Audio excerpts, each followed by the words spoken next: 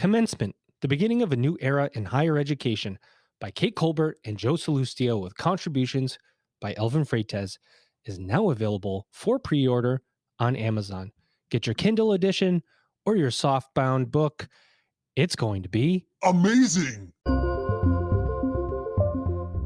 Fierce Education targets higher education leaders, administrators, and faculty, and those driving technology adoption decisions in this new blended learning world. Go to www.fierceeducation.com for all the latest news, tips, and successful case studies of what higher education institutions are doing to better student engagement, ensure equal access, and improve the assessment process. That's www.fierceeducation.com.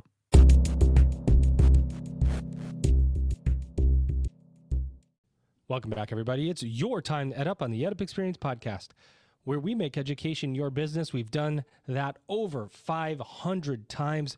Every time we pass a new milestone, the next one comes a lot faster than anticipated. I think as this episode comes out, we're like 510 or 515 episodes. It's crazy. And now Elvin Freites, my esteemed and incomparable partner, has me booked out daily to now the middle of February. Every single day I will be podcasting, except for Christmas Day and New Year's Day and Thanksgiving Day are the only ones that you can't schedule. So we've got a lot of interest in this podcast, and a lot of people who are coming on to give us their insights, their ideas, and we hope to continue to carry this conversation forward about bringing change to higher ed and serving students in better ways. I never do it alone. I always have people with me by my side to help. And the person I have with me today, I got to bring him on. This is not the first time you've heard him. In fact, you're going to hear him a lot more in the coming weeks. Ladies and gentlemen, he is Douglas Carlson, and he's head of business development and partnerships for North America at Lead Squared. Douglas, what's happening? Thanks for having me on again. It's a pleasure. Every time we have you here, I know that it's going to be good. Douglas, you're polished, and today, as I have a sore throat, I'm going to be depending on you greatly. Because I can either trip over my words or I'm going to have a coughing attack, one or the other, I'm not sure. So I'm hoping you can pick it up for me. Happy to carry you here. All right, man, I appreciate you. Well, here we go, ladies and gents. We got an incredible guest today. And one of the things that we know as we have conversations about higher education is that we are not the first educators that come into contact with people. That's our K through 12 colleagues.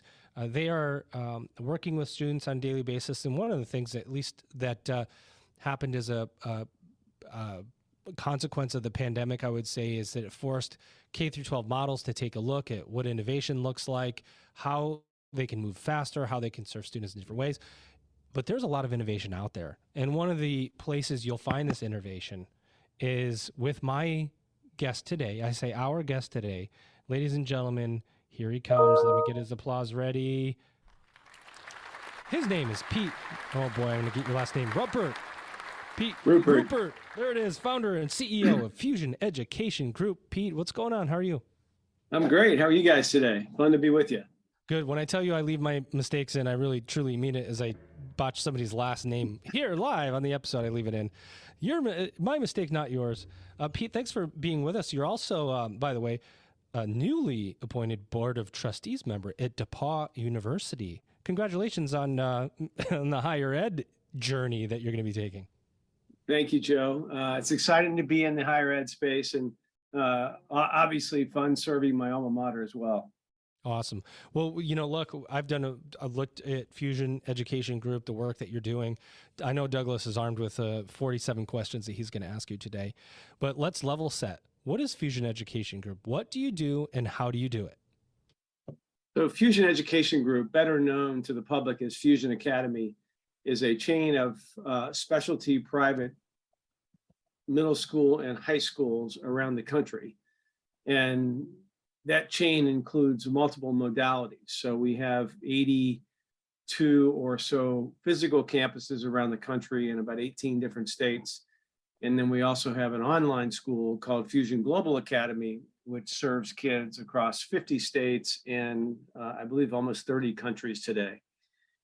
So our unique program is that we really focus on the complete personalized educational journey for each and every student. And we're able to do that through a largely one-to-one environment where every one of our classes is taught one teacher, one student. And so while a student will definitely have different teachers for different subjects like they would in any traditional school, in our program, they'll move from class to class as well, but every single class, with very few exceptions, is taught with that singular teacher and that singular student. Amazing. How do you do that? Before I pass over you, Douglas, how do you do that? Right? I mean, because the financial people on the call go, how's that possible? Right? How do you carry that fixed expense and offer that learning to where it makes a business sense in that way without having mass and so on? How do you make that happen? Yeah, we're able to do that because if you think about it for a second, individualized, personalized education with one teacher and one student can happen so much more quickly and more powerfully. So as a result of that, we don't need to be in front of a student or have a student in front of a teacher 5 days a week for an hour a day, like most traditional public and private schools. When it's one-to-one, we can move through the material. The student can get questions answered more quickly. They can master the material and then accelerate as they learn.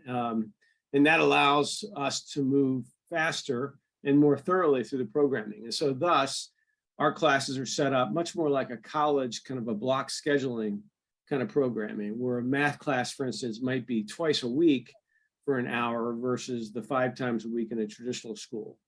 And we supplement that with time in our homework cafe. So it's not just those 2 hours, but for every hour or so of class time, a student will spend an additional hour or more for each of those hours in our what we call our homework cafe. And we do that both physically in our physical campuses as well as virtually online.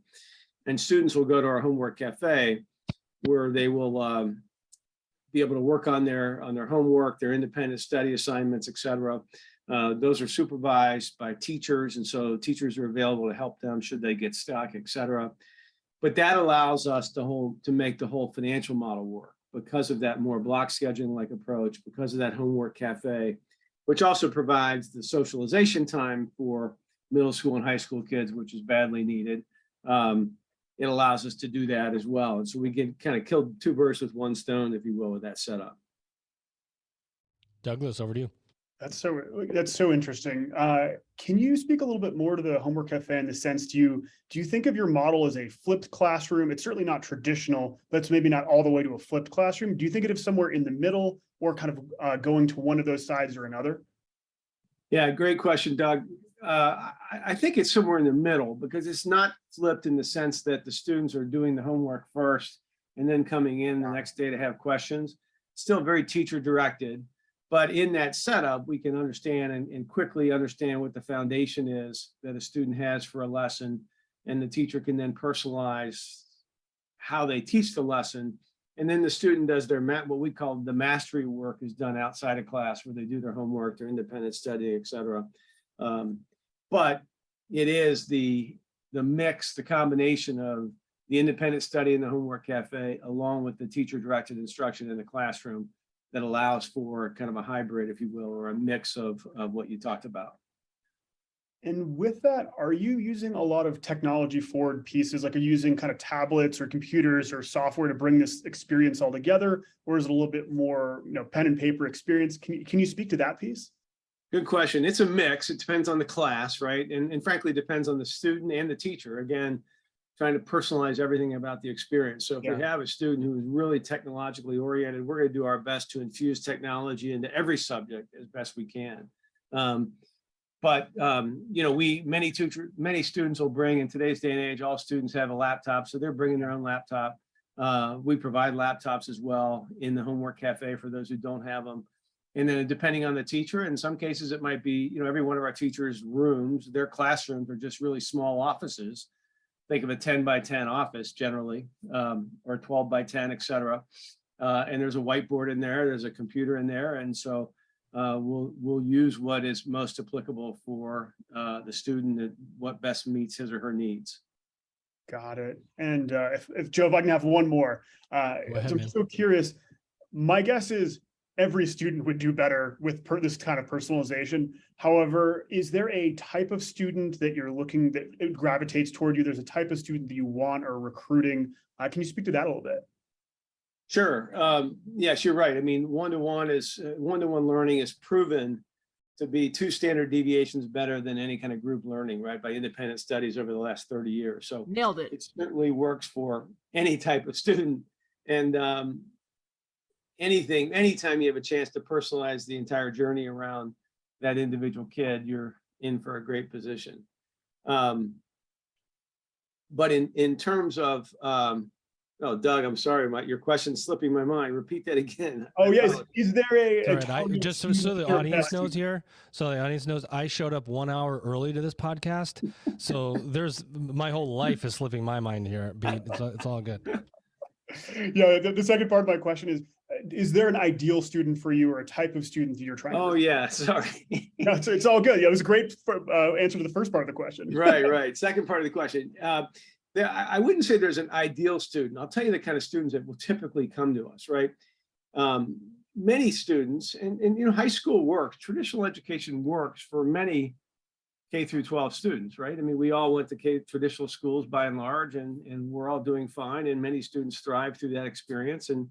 And so the student who is thriving, or the student who's on the school football team, or the star of the school play, or what have you, we just don't replicate that in our schools. Our 6th through 12th grade schools might have 80 to 100 kids, would be a fairly sizable school for us. And so we don't necessarily have all the extracurriculars. Now, we make that up with unique clubs and programs that are oftentimes student founded and student led, and always student led.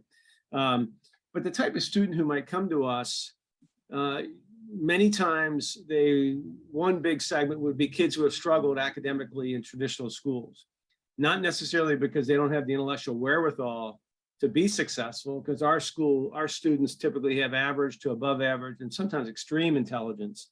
But they do often have some social or emotional issues that might have gotten in their way, what I'll call noise in their life, that ultimately impacts their ability to be successful at school. And so when that happens, parents and students often begin thinking about other options, and they find Fusion, and they see how, the power of our programming is with our teachers. We actually call them teacher mentors, because while the personalized learning and the educational journey and the teaching that comes with it is so important, as equally important in many cases, the coaching and the mentoring that goes on in a one-to-one classroom.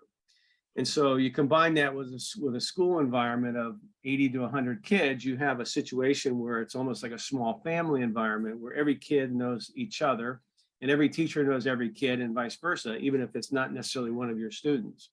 So that really creates this unique, powerful component. So we get kids who have had some social and emotional challenges. We get kids who are bored and have tons of academic talent, but they're not being challenged, they're frustrated. And parents are finally saying, we need to find a better option. And they can come to us because of our one-to-one and accelerate. And some kids will graduate even early because of our program and what we can provide. And then we get a number of kids who are athletes or actors or musicians, kids who need a more flexible schedule, especially athletes of what I'll call individual sports, golfers, skiers, snowboarders, tennis players, where they need to be traveling a lot.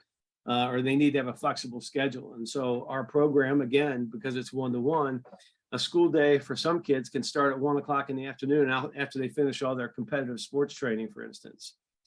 And so I guess the final bucket of students would be just kids who school's going okay, but they're nowhere near reaching their potential. And so they're floating through high school, getting C's, they're not engaged. They may be having some heading down the wrong path with the wrong group. They're just completely unattached to school. And so they find out about Fusion, and in a one-to-one classroom, as you know, there's no place to hide, right? And so it's a very engaging environment. And so students are able to really leverage that coaching and that mentoring, as well as the personalized learning. And we just see so many times some powerful results out of all that over time. Fantastic. Love that. Let me ask you this, Pete, because, I'm going to ask you the pandemic question, but, I'll ask it in I think I'll ask it in a different way, because learning loss in high school is a big thing, right? I mean, it's being discussed. Teachers are struggling, kids are struggling. There's anxiety building. We're just dealing with a lot, and kids are dealing with a lot. You know, I don't remember when I was a kid. I don't know if you guys do. Anyone talking about the anxiety or the stress of high school kids. I was like, get over it and get your butt to school. It was, Right. you know, now it's a different story, and COVID certainly brought more of that to light. Is Fusion, have you seen Fusion and what you offer being a catch up for students that have experienced some level of learning loss that are not catching up in the public schools? And it's like, okay, look, we need to supercharge this to get them caught up and move them forward. Oh, absolutely. You know, it's funny, during COVID, when so many schools were forced to go on, when almost every school is forced to go online, and we all know about the learning loss as a result of that. It's hard to teach 30 kids in an online Zoom kind of format. It just doesn't work. And so our tutoring and mentoring business really grew during that time frame, because, you know, our core student is a full-time student who's come for us for their accredited high school degree and potentially to go on from college to college from our program. But we offer afternoon tutoring. We have individual students can come to us part-time and take an individual class for credit. They can retake math or English that they may have struggled in previously.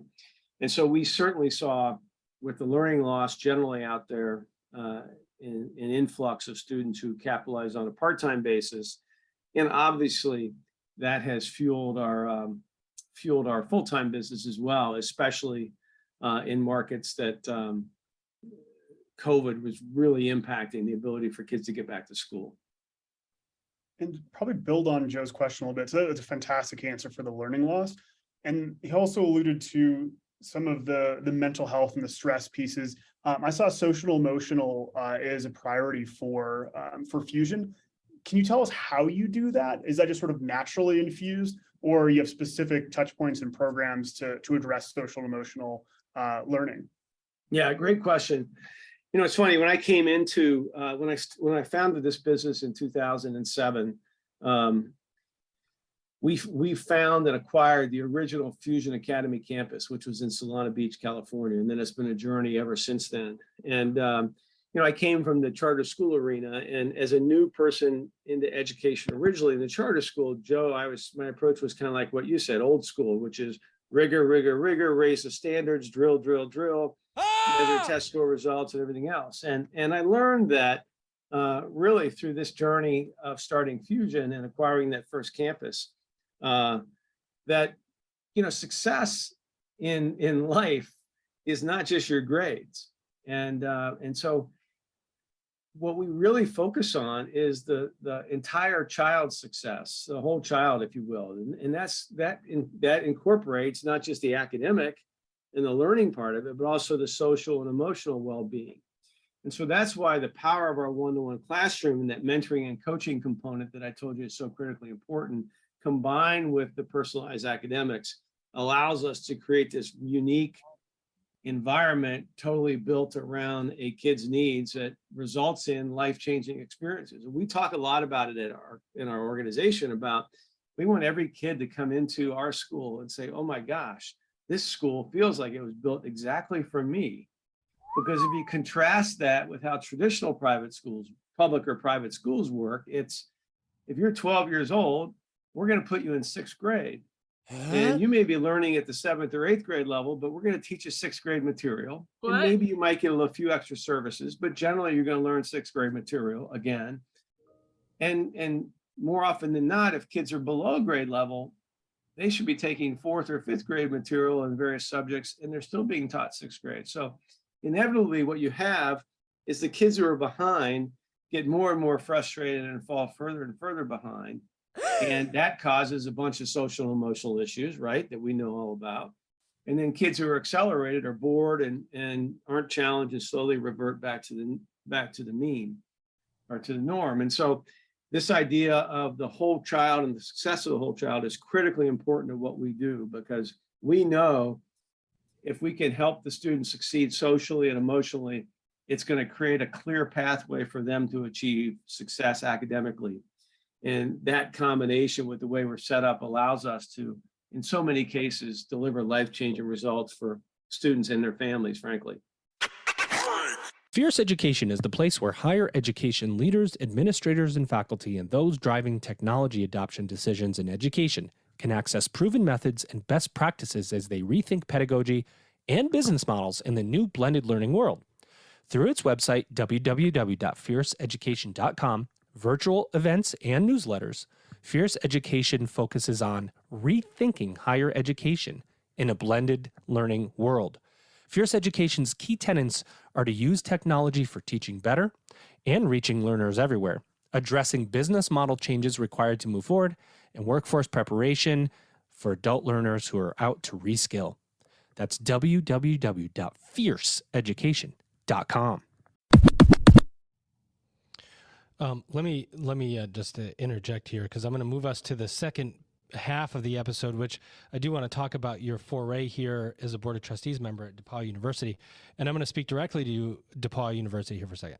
Attention. You're either really, really smart, DePaul University, or you've it's a blessing or a curse, depending on how you look at it, bringing on somebody who's got so much experience in K through 12 and can speak to you exactly what these students are looking for and how your institution, or any institution for that matter, is ready for students. I think it's so smart, Pete, for DePaul to bring you on the Board of Trustees, because I think you are going to offer a really unique insight, right? There's going to be a moment where you look at something in higher ed, and I can guarantee if you already haven't had that moment, it's coming, where you go, oh, I wouldn't send a student through this mess. There's no way they're going to get through this. They're going to go, what the heck is this? And that is really common in higher ed as we discuss the student experience.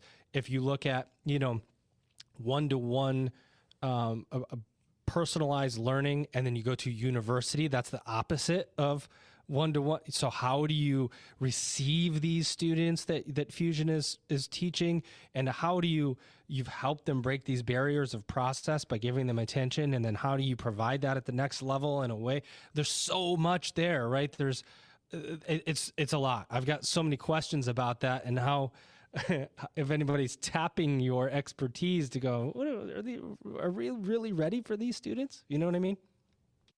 Totally. And I think that's a challenge that every university faces, right? And I mean, the American university system, which, arguably for a long time has been the envy of the world, right? We have kids coming from all over the world to get a quote unquote American university education.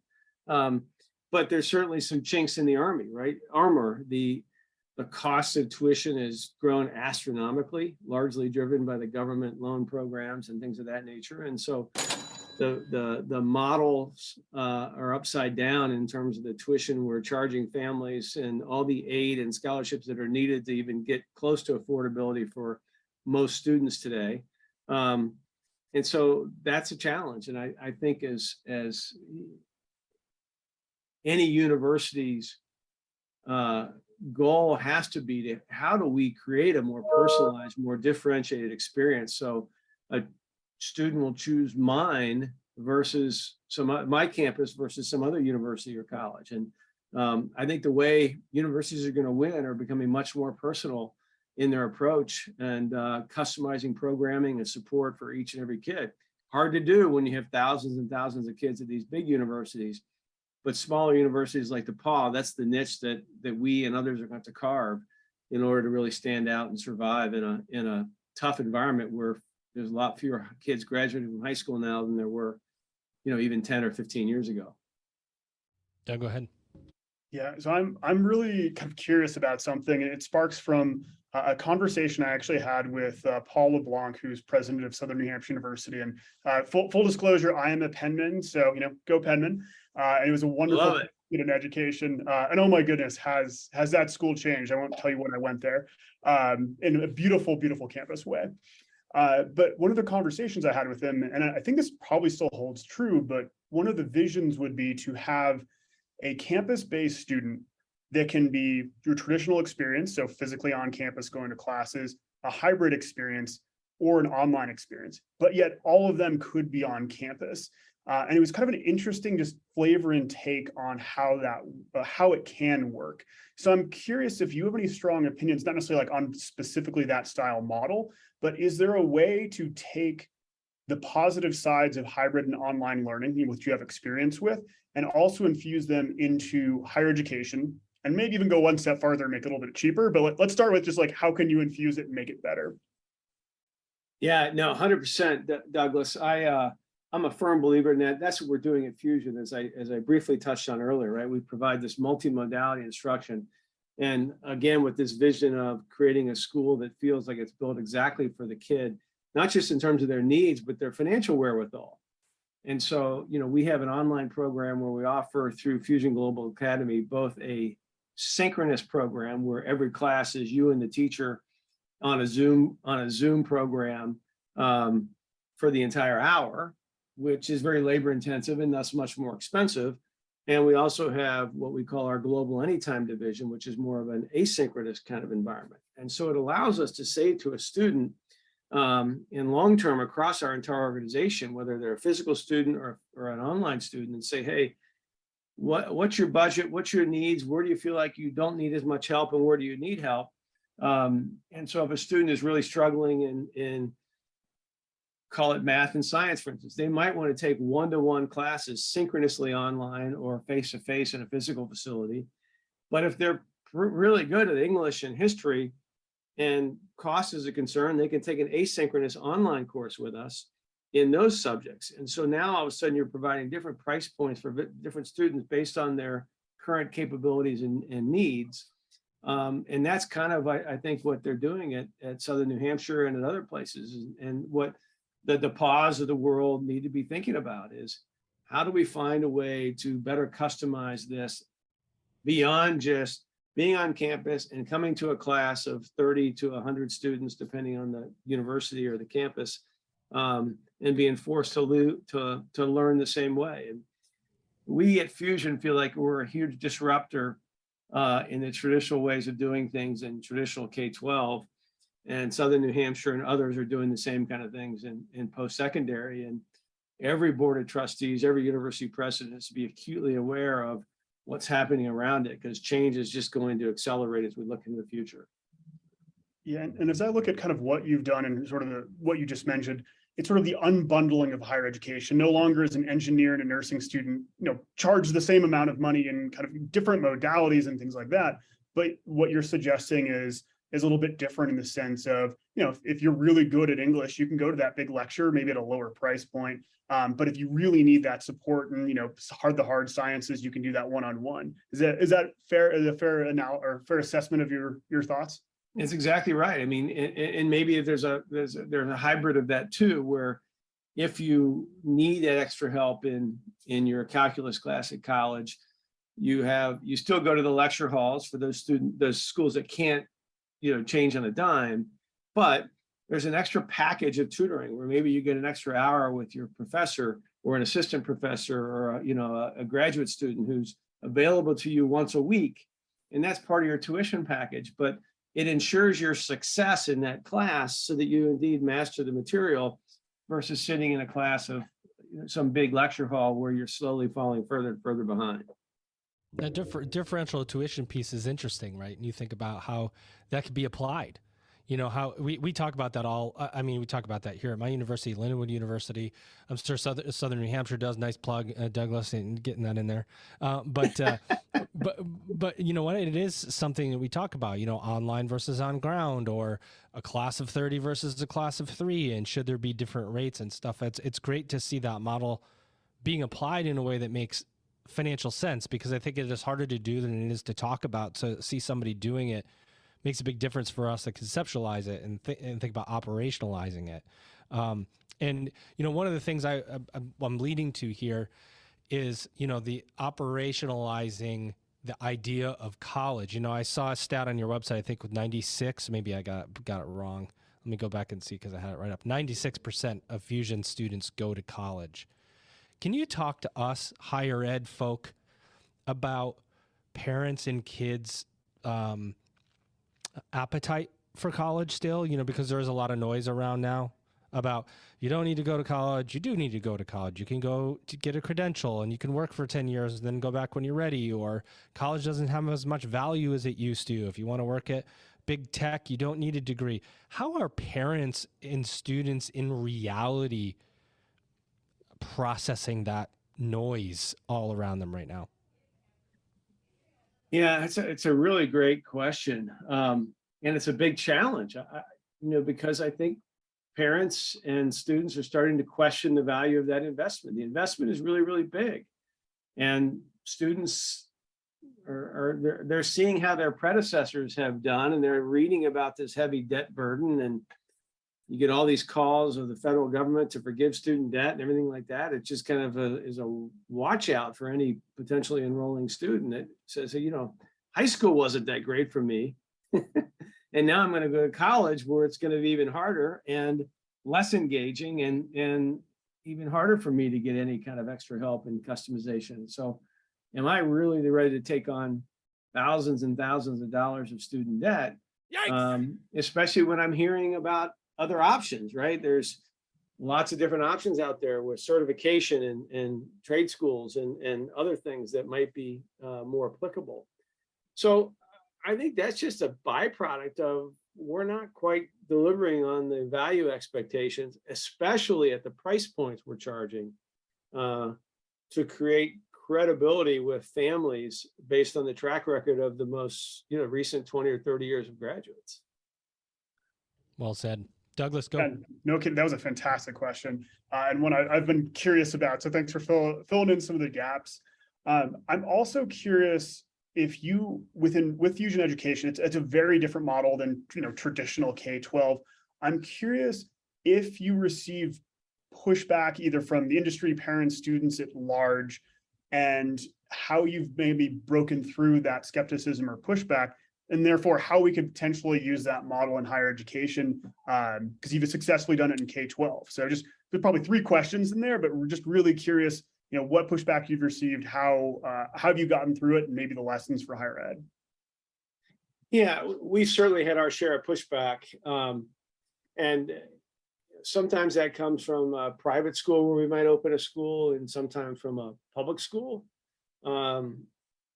Inevitably, I think the first concern when a new private school opens up in a particular community is, we're going to lose students to this school. And so in some cases, we've had either school districts or private schools do whatever they can to either, one, keep us from opening, which rarely happens, or 2, just kind of cut off the ability for students to go to Fusion and maybe come back. Really? But I will say this, I think, we try and position ourselves as a partner in the community, as another option for kids. And like I said, we don't serve every kid because many kids are thriving in traditional public or private schools. So we want to be a partner with our local school communities. And, not every kid fits in every type of school. And so we want to be there for private and public schools who just aren't able to serve a particular kid and their needs as well as we could. And hopefully there's a referral basis in there. So all in all, I would say that we've had great relationships. We foster those relationships, and we want to be partners with public and private schools in any community in which we operate. Love it. Go ahead, Douglas. You got to slide one more in there, and then we got to slide one. And yeah. And with that experience, if a school, maybe it's DePauw, maybe it's somebody else, is trying to do something different, maybe trying to do this unbundling, inevitably they're going to get sort of pushback as well. Any advice from your experience on innovating how to address that, how to push through it, or maybe just ignore it and kind of go heads down and create something new and innovative? Great question. And I think that's the big challenge, right? Is innovation, even when it makes all the sense in the world, is often frowned upon and held back, right? Because those entrenched stakeholders who are at risk if things start to change are going to do everything they can to dig their heels in and become naysayers in your process or your new program. I think ultimately, if you're thinking about, we're going to do everything we can to deliver the best educational result for each and every student who enrolls in my university, And we're going to go steal best practices from other educational entities and other industries. And we're going to recreate that experience for students. Despite the short-term agita, I think the confidence and the commitment and having those key people on board is going to be critically important. It's tough to be a lone wolf and try and drive that kind of change. And it's probably best in a university setting to start with smaller steps and accelerate from there. But I believe it all starts with a big vision, right? And too often we're trying to drive little mini reforms that aren't attached to some big vision. And so I'm a big vision person, the importance of establishing a vision and starting that long, steady march toward a complete revamping or reinvention of how a university might work. Epic. Well, there you have it, ladies and gentlemen. I want to finish this episode off, Pete, with the final two questions we ask everyone. Number one, what did we not say about fusion education that you'd like to say? Anything that you are hoping to get in this conversation? And Douglas took you way off track. I kept you on track, obviously. But anything that you meant to say or want to say about Fusion Education Group in general? And then number two, what do you see as the future? What do you see as the future of education in general? Well, thanks, Joe. In terms of fusion, I think I don't know if I have a whole lot more to add. We're just out to continue to provide that incredible educational experience for any student, right? And we're a growing entity. We're fairly young still. And so by no means have we solved everything, but we're just driven to get better and better every single day so that our students and our stakeholders, including our teachers, are all continue to grow and thrive in what they're doing. As it relates to the future of education, and I think this is just a rallying cry for everyone, K-12, pre-K, even post-secondary / universities, is that when I was raising money to start Fusion, my experience as a president of a charter school organization prior to that was such an eye-opener for me. I came in from business. I'm not an educator by training. And I came in to run this charter school organization, had a great experience for 8 years. And I described ourselves, we had a great program, we had a rigorous academics, back to basics approach, make sure students had the foundation they need. We had a character education component. We really focused on parental involvement. But at the end of the day, we were just a slightly better mousetrap. But it was still a mousetrap. We still did the same thing that almost every other school in the world does. That if you're 12 years old, you're in 6th grade, and that's what we're going to teach you, damn it. And so it just became obvious to me that if you looked around the world and all the different parts of our economy, almost every other sliver or industry is so far down the path toward customization. Every restaurant is customized and providing customized offerings. Every retailer, every type of niche department store. And so no matter who you are, you can find a store or a restaurant or whatever that's seemingly built around your needs. But you can't find a school like that. And so the premise that I raised our initial money from my financial backers was that the future of education is going to be all about customization and personalization and specialization, and whoever gets there first wins. And so that's what we've been driven to do for the past 15 years at Fusion. And we feel like we're well on our way, but our goal is to service as many kids and provide that personalized experience as we can to really launch them to be able to achieve success in life. And that's what we're all here for, is that we give every kid a launching pad in their first 22 years or so that they can have a very rewarding career for the next 40 or more years after that. I love it. The big takeaway there, I think, for me is got to be first. If you really want to create change, you've got to be first to do it. And that means thinking outside the box and taking risks, and something that higher ed has been averse to for many years. So we appreciate your advice, Pete. And I want to first outro my special guest host today. He is, ladies and gentlemen, Douglas Carlson. He's head of business development and partnerships for North America at Lead Squared. Douglas, thanks for helping me carry the load today. Appreciate it. Always love having you here. And of course, our guest, here he is.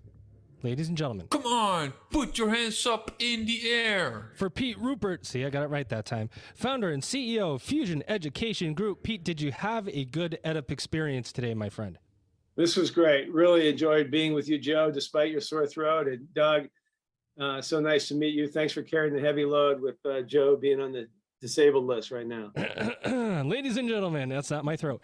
You've just EdUp'd. Commencement, the beginning of a new era in higher education, by Kate Colbert and Joe Salustio, with contributions by Elvin Freites, is now available for pre-order on Amazon. Get your Kindle edition or your softbound book. It's going to be amazing.